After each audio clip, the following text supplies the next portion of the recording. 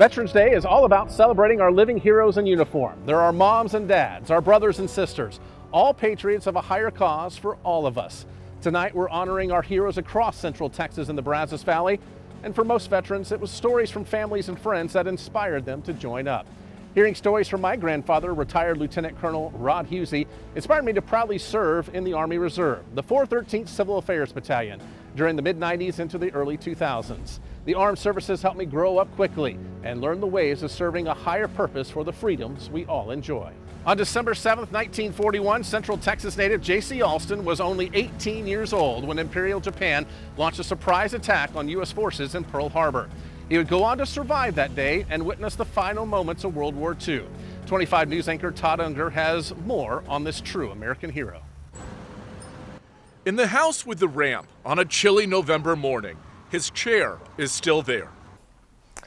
Just a big presence of his losses, of him gone. It's just overwhelming. This is the first time Stacy Short has come back by herself to Granddad's place. They were always bringing him little things like this blanket. The memories are coming back too. This was taken in Pearl Harbor. After all, her grandfather, J.C. ALSTON, lived in this Troy home for 70-plus years. When you've been through an experience like he had, that nothing's more important than living every day to the fullest. That experience was surviving Pearl Harbor, where on the morning of December 7th, 1941, J.C. was on watch aboard the USS California when the unthinkable happened. One of the airplanes got close enough for him to see the whites of the pilot's eyes. The noises and at first they weren't sure what it was, but whenever the torpedo hit the ship, there was no doubt in your mind. Swimming through the oil and the fire, and there was a tanker next to his ship full of fuel that if it had been hit, then none of us would be here. The Pacific. After Pearl Harbor, J.C. stayed in the Pacific Theater another 3.5 years, even witnessing Japan's surrender in Tokyo Bay. I was thinking about all the people who'd get killed if we didn't win. 3 years ago, we caught up with the decorated war hero on his then 95th birthday. Everything. That means that's what I fought for, and it's still here. The American flag, a representation of everything he fought for and then lived for after he returned to Central Texas. He wasn't just a Pearl Harbor survivor, that he was the best patriarch a family could ask for. He married, had children, grandchildren, even saw great-grandchildren. His job for decades, the local VA. Didn't want anyone to forget what the country went through. And eventually, he started opening up, too, about the horror of that day in the harbor. It never left him, but Stacy says it didn't define him. On this Veterans Day, the first J.C. will miss, his family says they'll miss him even more. He passed away on October 20th, which is the same day that he discharged from the Navy in 1945. A sign from above? Maybe. What his family knows for sure is that he's watching over them now. That was Granddad. Everything he did was with love and with a purpose. After making the most of 98 incredible years. And while J.C. ALSTON served on the high seas of the Pacific, the men of the 332nd Fighter Group broke through the racial barriers of the 1940s and earned some of the highest honors of World War II. The Tuskegee Airmen were the first African-American pilots of the armed services, with about 1,000 black pilots flying for America between 1941 and 1946. 25 News reporter Austin Walker talked to one of the remaining living heroes born right here in Waco. I was drafted August 16, 1943. It's always been about breaking barriers for 98-year-old veteran Ira Walton. They placed me into possibility of Tuskegee Airmen. Before this time, African Americans could not be pilots, and out of the racially motivated rejections of World War I, the Tuskegee Airmen, known as the Red Tails, hit the skies, sent away to train and fly. These are American boys going to work. Here above the warm, familiar hills of Alabama, These Americans are learning to fly in those tight combat formations. Boots on the ground in Alabama, Walton developed a fever. The reviewing officer said maybe that's something physical, and we missed it. And he said, well, you couldn't fly a plane if you have hay fever, and drew a big red X on my physical. And that was the end of my aspirations for professional pilot.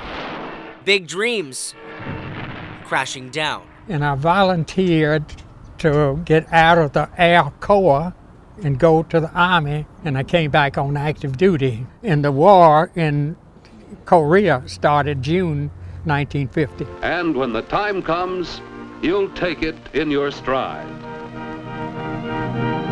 Communist North Korea, led by Kim Il-sung, invaded South Korea. I'm going to talk to you about what our country is up against and what we're going to do about it. President Truman pulling American troops in to back South Korea. And Korea was nothing then like it is now. You know, it was a third world country. Going there, you would feel so sad for yourself. And you just think that, I mean, why me? And we were making a push to push the Chinese back into North Korea. There was some Chinese someplace who had been bypassed, and they had mortars, and we started running, and I got in a foxhole, and mortar shells would come. You could tell the incoming would sound different. You could tell if it's coming in. And I would lay down in the foxhole, and the mortar shell would come in and fall and explode, and then I would raise up to see where it hit. And then I'd hear another one coming, and I would get back down. That was a rude awakening for sure. After his time in Korea, Walton returned back to his home in Central Texas. And I was asked for Fort Hood. Only to be called again. To know your enemy, the Viet Cong. In December of 1967, Walton deployed to Vietnam. For Walton, it's been all about breaking barriers. One of the first African Americans chosen to fly, and 98 years old, sitting on this bench today, sharing his story. A story alone, making history. Well, Vietnam veterans, we are recognizing you tonight and want to say thank you for your service and sacrifice to our country. We know that sacrifice comes in many forms. It could be someone serving overseas, it could be a family member waiting for a loved one to come home, or in tonight's case, it could be a dog protecting her best friend. 25 News anchor Brianna Malloy has their story. Yeah, some of these I hadn't seen in a long time. Each Veterans Day, Vietnam veteran Johnny Johnson remembers. 52 years, a long time. The good times and the bad times. I went through 3 sets of boots in 3 months. And the dog that was with him through it all. Well, the best memory is just being around her. Johnson was born and raised in Waco, Texas. He met the love of his life in high school on a blind date. I said, man, she's a good-looking blonde. But only 6 months into their marriage, his life would change forever. The United States Army soldier. The 1960s have brought him here to South Vietnam. In 1968, Johnson was drafted to fight in Vietnam. We're not going to withdraw from that effort. Following in the footsteps of his father and 3 older brothers, he'd be the 4th in his family to fight in an American war. And he said, well, I'm coming back. I'm coming home. He said, I promise you, I'm coming home. But that promise would prove hard to keep. Johnson was assigned to walk point, to walk in front of the patrol in search of booby traps and trip lines. You know, can I make it to dark? But he had one huge advantage, his scout dog, Princess. One step could be your last, you know, but you knew one thing, she wasn't going to leave you. Princess was part of the largest service dog operation in United States history. It's estimated that almost 5,000 dogs served in Vietnam, along with 10,000 handlers. As a scout dog, Princess was trained to charge directly towards the fire. With her nose, she could sniff out traps and tell Johnson how many enemy shooters there were and where. Oh yeah, she was smart. She was real smart.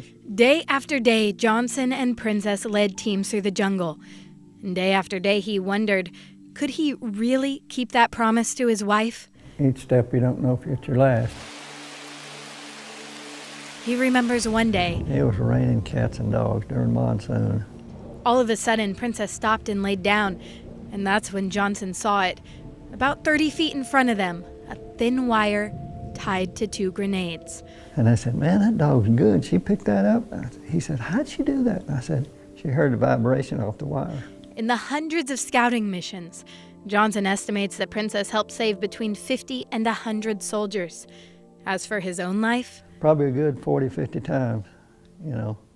I thought you were going to say 2 or 3. Yeah, oh no. When you walk points, you're getting a lot more action than the people behind you do. In 1970, almost a year later, Johnson got the news that he was going home. In Waco, it was a small-town miracle. His dad and all 4 brothers had made it home safe. I made it. I told you I was coming back. I was very excited. Yeah, he was my first and only love, I guess you'd say. But one new family member was left behind. 3 weeks after Johnson returned home, he got the news Princess had died in the line of duty. She had charged 3 gunmen and opened fire, saving the life of her new handler in the process. It was hard because, you know, like I say, she saved my hide plenty of times, and you know, she felt like it was like a family member. I hated it, but I was glad she went out fighting because that was her nature. Now Princess lives on in memory. At Fort Benning, her name is inscribed on a monument for combat dogs. She's earned it. At VFW Post 2148 in Waco, her picture hangs in the hallway next to other men and women who served. She went out doing her job. And each Veterans Day, her memory lives on through Johnny Johnson. She's getting a water break. As he remembers the promise he made and the dog who helped him keep it. She's always there because I always think of her, you know. I'm here because of you. The Vietnam War was the longest deployment of military working dogs in United States history. But of the estimated 5,000 dogs who served, only about 200 made it home. The highest honor any service member can achieve, the Medal of Honor.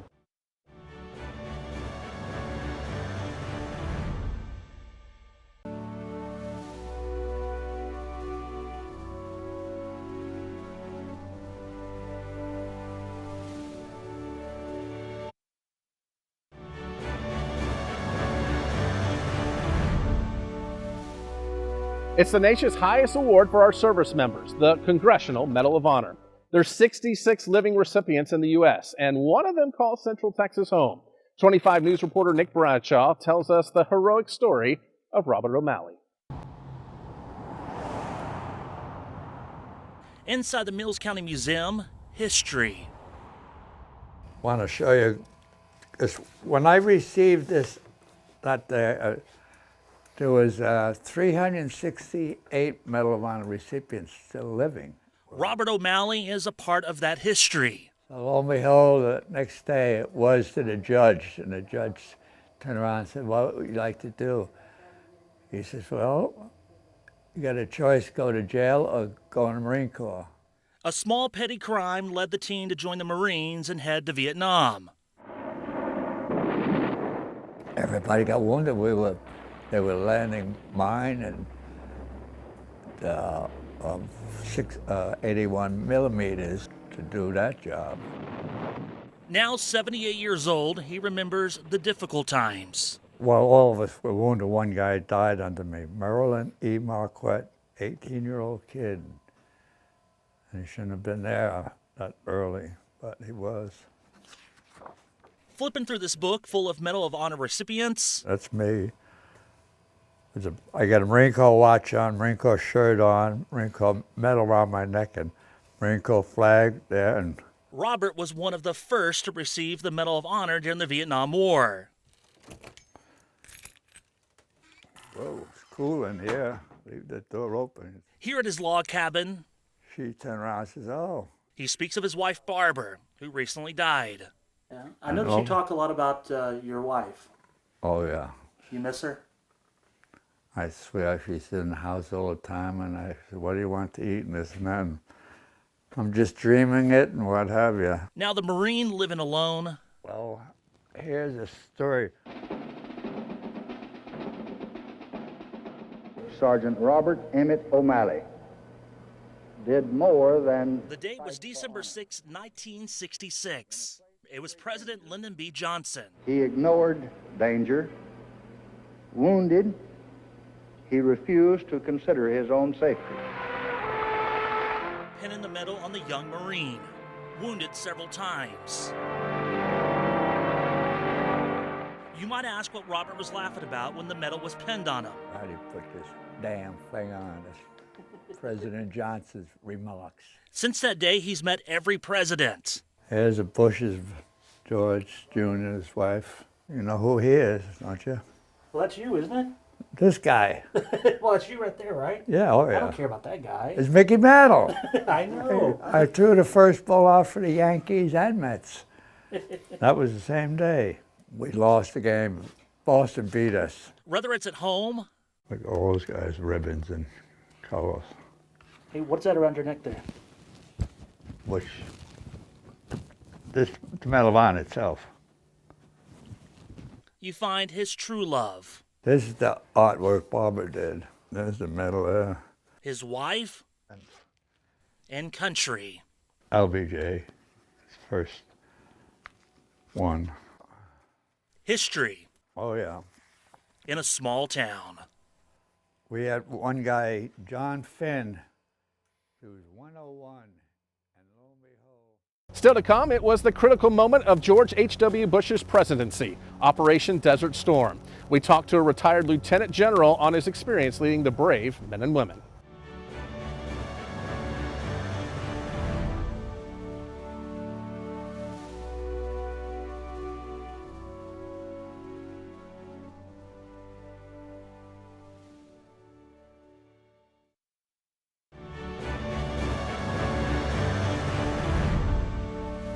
Historians note that the 1980s were mostly conflict-free, but all that would change in the start of the new decade.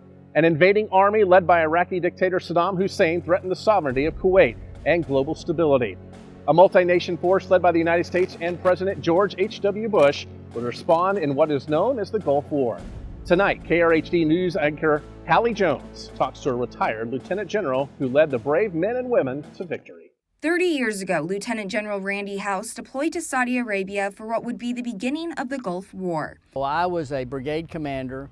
My task force, my brigade, had right at 6,000 soldiers, 117 M1s, 76 Bradley fighting vehicles, 24 howitzers, and associated trucks and trailers and support vehicles. In the first years of the 1990s, coalition forces made up a combined effort of the United States and 35 other nations assembled against Iraq in response to Saddam Hussein's invasion and annexation of Kuwait. This came to be known as the Gulf War. Saddam Hussein's military had been fighting the Iranians for 9 years. They were a very experienced combat force. They had top-of-the-line, previously Soviet Union combat gear. So we went against a highly trained army with that was very large, much larger than the one we put against them, with very good equipment. The war consisted of two phases. The first, codenamed Operation Desert Shield, which was the operations leading up to the buildup of troops in defense of Saudi Arabia. Then President George H.W. Bush announced a combat phase in January 1991. Tonight, 28 nations, countries from 5 continents, Europe and Asia, Africa and the Arab League, have forces in the Gulf area standing shoulder to shoulder against Saddam Hussein. The 43-day conflict known as Operation Desert Storm. We initially went in there to just protect the Kingdom of Saudi Arabia from the Republican guards coming out of Kuwait and crushing Saudi Arabia. And then it became apparent, because the original mission that President Bush gave the military was to eject Saddam Hussein from Kuwait and his Republican Guards and other forces there. General House commanded troops for over 33 years, both in peacetime and wartime, leading every level of command from an infantry platoon in the 82nd Airborne Division to Deputy Commander-in-Chief of the U.S. Pacific Command. But leading a tank brigade during Desert Storm still stands apart decades later. I think that was the most enduring legacy of the war was fought for a very just cause. And the military got in, performed the mission, performed it very professionally and much quicker than anybody anticipated against such a proven military. And then we got out. House says the swift victory over enemy forces was in large part thanks to the leadership of America's Commander-in-Chief, President George H.W. Bush. He gave wonderful guidance to the military through his chain of command, especially General Powell and General Schwarzkopf. And then he let the military do what we do best, and that's fight and win our nation's wars. Since retiring to civilian life, House is an integral part of the growth and success of the Brazos Valley Veterans Memorial at College Station's Veterans Park. So much that when you stop and visit the Gulf War Monument, you may notice a striking resemblance. This was the new camouflage pattern we'd had up until this time. It was green and brown and black, focused on Europe. And so they came up with this camouflage very quickly, and the desert really had all these colors in it. The Veterans Memorial stands as a testament to the men and women of the U.S. Armed Forces, that their sacrifices made thousands of miles away during the Gulf War, now more than 3 decades ago, won't be forgotten. The September 11th attacks were the first on mainland America. Just ahead, we talk to an Afghanistan veteran about America's longest war and the battle still ahead for mental health.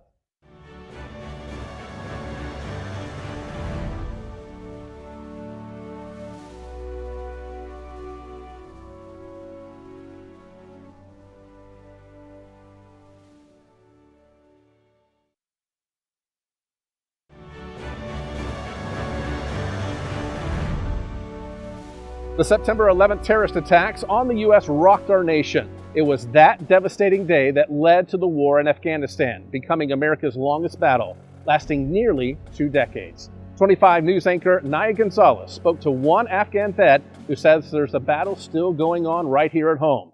That was the platoon. And where are you? Right there. Yeah. Looking back at old photos, for many of us, is about remembering our most precious moments. Weddings, our kids' first day of school. For 29-year-old Jacob Spraggins, pictures are reminders of how far he's come. I turned 20 in Afghanistan, so I deployed when I was 19. Taking the oath to protect and serve, it wasn't about honor or awards. He enlisted at 17 years old before graduating high school because in the Spraggins family, it was something you just did. My granddad was in World War II in the Navy, and I was just kind of raised around that mentality, so I always knew I wanted to serve in a way. I just didn't know in what way until 01, and then I figured that out. This just in, you were looking at obviously a very disturbing live shot there. That is the World Trade Center, and we have unconfirmed reports this morning that a plane has crashed into one of the towers of the World Trade Center. Thousands of U.S. troops deployed to Afghanistan in the wake of 9/11. Our nation's military aggressively infiltrating the country to dismantle al-Qaeda and the Taliban. We had several missions where we were training with the ANA and going with the Afghani police and actively seeking out Taliban and trying to figure out where they were building bombs and stuff like that. That way the government could have stability in the area. Although his time in Afghanistan was brief, Spraggins says the mental trauma he endured is a fight he's still battling nearly 10 years later. Such a toxic stigma mentality you have to keep when you're always being aggressive or on edge, or you're looking everywhere for a threat. You know, if you're always looking for a threat, then you're going to be a threat. It's just going to be that mentality all the time. So if you can never get out of that, then how are you ever going to cope with whatever you went through before?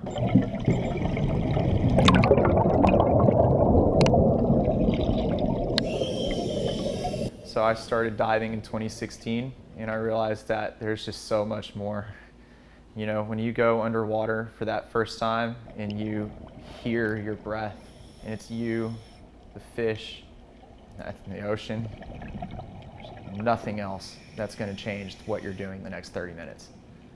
Not a care in the world. That's peace. From diving and then becoming a diving instructor, to hiking some of the world's most beautiful national parks and mountains. So these come from caves. Spraggins found a new passion, so much so he enrolled at MCC to study geology. When you learn about 3 billion to 4 billion years worth of time, all of a sudden your life just seems so insignificant. His passion for nature's beauty turning into purpose, giving his life new meaning outside of the military.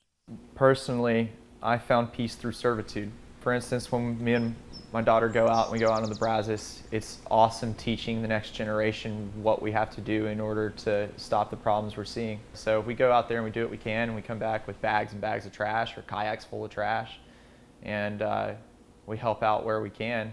But it's not really about diving or picking up trash. For vets like Spraggins struggling, it's about finding peace, something that helps you heal. Realizing that you can get away from these things and that there's a greater purpose and a greater life that you can find again. His life, a testament. From the pictures on the wall to the rocks, fossils, and artifacts taken from all of the beautiful places he's been. Reminders of how far he's come. Thank you for joining us on this Veterans Day. We've heard stories of valor, stories of heroism and sacrifice, but through all of it, stories of Americans. We want to take this time to thank our men and women in uniform for their service, also their families, as we're all in this together on this Veterans Day.